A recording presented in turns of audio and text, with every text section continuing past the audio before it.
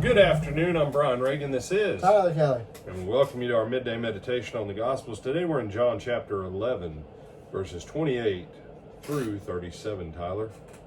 And when she had said all these things, she went her way and secretly called Mary her sister, saying, "The teacher is come and is calling for you." As soon as she heard that, she arose quickly and came to him. Now Jesus had not yet come into the town, but was in the place where Martha met him. And the Jews who were with her in the house, and comforting her, when they saw that Mary rose up quickly and went out, followed her, saying, "She is going to the tomb to weep there." Then, when Jesus came where Jesus was and saw him, When Mary came where Jesus was? and when Mary came where Jesus was. Yeah.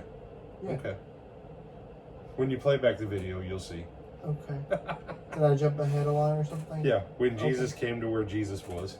Ah. Okay. Then when Mary came where Jesus was and saw him, she fell down at his feet, saying to him, "Lord, if you had been here, my brother would not have died."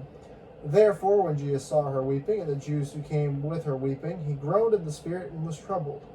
And he said, "Where have you laid him?" They said to him, "Lord, come and see."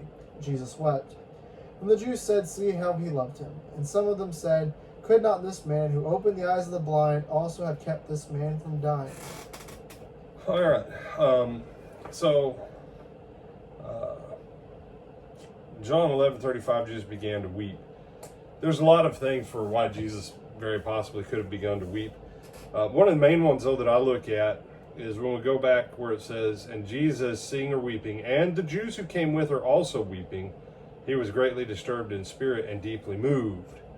Now, there's a variety of reasons why Jesus can be weeping here. All right. Lack of faith. Okay. What else? Because he's actually sad that Lazarus died. Okay. Um, I assume you're throwing out ones that you've heard over Yes. the years, not that you necessarily subscribe to. yes. Okay. All right, so let's deal with the first one. Jesus was sad because Lazarus died. No. Jesus had told his apostles, Lazarus is already dead. Lazarus is dead. All right? They're like, "Oh, if Lazarus is sleeping," Jesus like, "Okay, no. He's been dead for 4 days, y'all. It's time for us to go. We need to go get Lazarus raised back up." They're like, "What?" Mm-hmm. Okay. So he gets that. Jesus knows he's going to raise him. Jesus isn't crying because Lazarus died. All right. But why is Jesus troubled in the spirit? Remember what he had to do at the household of Jairus, Tyler?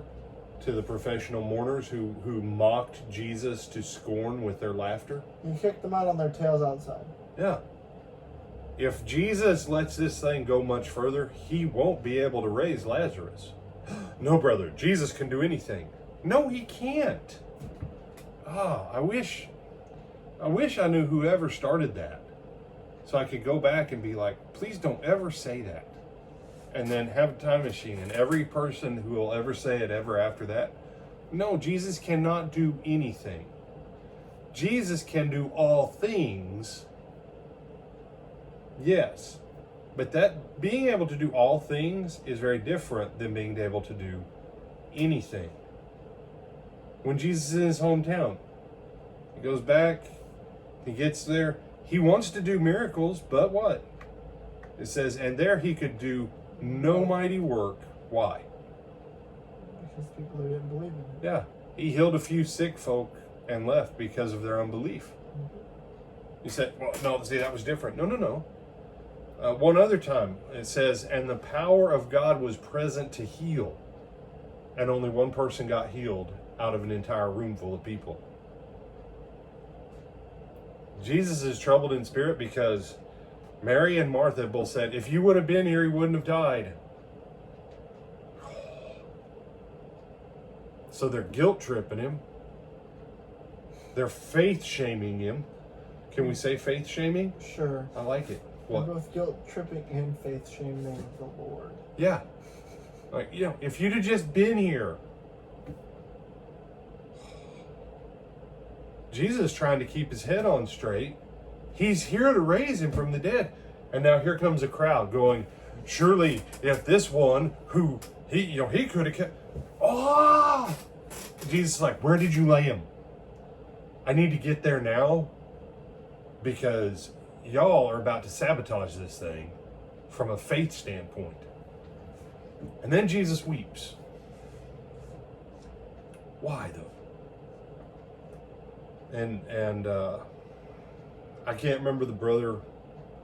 I know the last name of the brother. I can't remember the first name of brother.